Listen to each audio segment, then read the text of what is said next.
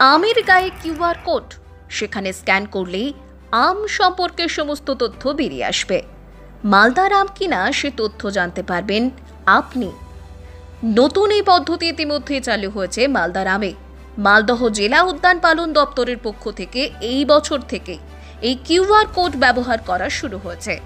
ইতিমধ্যে মালদহের লক্ষণভোগ, ফজলি ও হিমসাগর আম জিআই পেয়েছে। এই 3 প্রজাতির আমে প্রথম কিউআর কোড ব্যবহার করা হচ্ছে। মালদহের রতুয়ার দেবনারায়ণ ঘোষ নামে এক আম চাষি প্রথম কিউআর কোড ব্যবহারে এগিয়ে এসেছেন। উদ্যান পালন দপ্তরের সহযোগিতায় এই প্রথম তিনি 3টি প্রজাতির আমে এই কিউআর কোড ব্যবহার করছেন। দিল্লি আম মেলায় তিনি আম নিয়ে গিয়েছেন। সেখানে তার বাগানের আম কিউআর কোড ব্যবহার করে বিক্রিও হচ্ছে। আগামীতে উদ্যান পালন দপ্তরের উদ্যোগে জেলার সমস্ত কৃষকদের আমে এই কিউআর কোড ব্যবহার করার পরিকল্পনা রয়েছে। এতে করে খুব সহজেই মালদহের আম চিনতে পারবেন সাধারণ ক্রেতারা।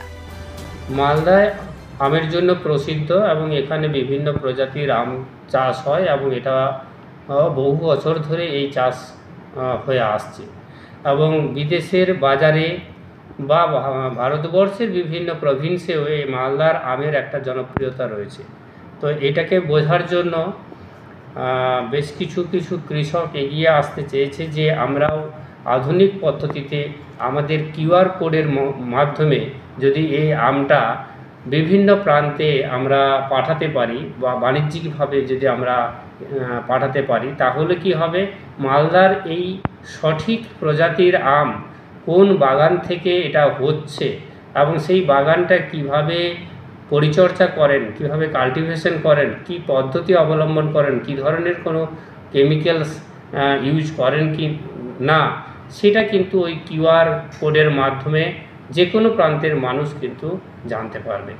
তো এখনো পর্যন্ত আমাদের যে জিআই যে 3টে আম পেয়েছে, হিমসাগর, ফজলি এবং লক্ষণভোগ, এই আমগুলো একজন কৃষক যিনি আমাদের চাষবাস করছেন রতুয়াতে, সেই কৃষকের মাধ্যমে আমরা এই জিআই প্রাপ্ত আমগুলোকে বিভিন্ন প্রান্তে ছড়িয়ে দেওয়ার জন্য ওই কিউআর কোড অবলম্বন করেছি এবং সেটা প্রথম ইনিশিয়ালি এটা চালু হয়েছে এবং এবারে দিল্লি আম মেলাতে এই কিউআর কোড যে স্টিকার, সেই স্টিকার কিন্তু ওই আমের মধ্যে থাকবে এবং যারাই কিনবে ওই কিউআর কোডটাকে স্ক্যান করার মধ্য দিয়ে, প্রত্যেকের কাছেই মোবাইল থাকবে, সেটা স্ক্যান করলে তার ডিটেলসটা জানা যাবে যে এই আমটা কোথা থেকে এসেছে, সেই বাগানের মালিক কি, সেই বাগানের ফার্মিং প্রসেসটা, সমস্ত ডিটেলস কিন্তু জানতে পারবে।